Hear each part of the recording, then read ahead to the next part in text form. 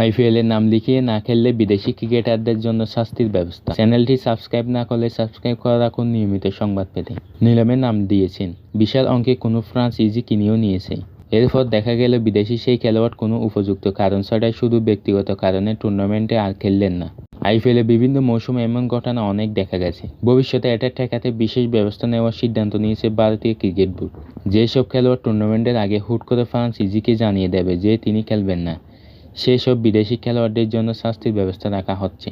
সেই শাস্তি আইপিএলের 2 মৌসুমের নিষেধাজ্ঞা। গত মৌসুমে কলকাতার কেনার পর ইংল্যান্ডের জেসন রয় টুর্নামেন্ট থেকে নিজেকে সরিয়ে নিয়েছেন। ইংল্যান্ডের 2 পেসার মার্ক উড আর গ্যাস অ্যাটকিনসনও নিজেদের ফ্রাঞ্চাইজির সঙ্গে একই সঙ্গে কাজ করেছেন। এমন কাজ এখন থেকে করলে নিষেধাজ্ঞায় পড়তে হবে ক্রিকেটারদের। নতুন নিয়ম অনুযায়ী বিদেশি সব খেলোয়াড়কে মেগা নিলামে আগে নিবন্ধিত হতে হবে। কোনো বিদেশি খেলোয়াড় যদি নিবন্ধন না করেন, তাহলে নিলামে তিনি পরের বছরের নিলামে অযোগ্য বিবেচিত হবে।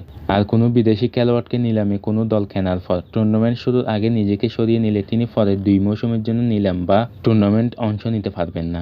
গত বছরের কথাই ধরা যাক, মিনি নিলামে অস্ট্রেলিয়ার 2 খেলোয়াড় প্যাট কামিন্স ও মিচেল স্টার্ক বিশাল অঙ্কে কিনেছিল 2টি আলাদা দল। কামিন্সকে 20.5 কোটি রুপি দিয়ে কামিন্সকে সানরাইজ হায়দ্রাবাদ আর 24.75 রুপি দিয়ে স্টার্ককে কিনেছিল কলকাতা নাইট রাইডার্স।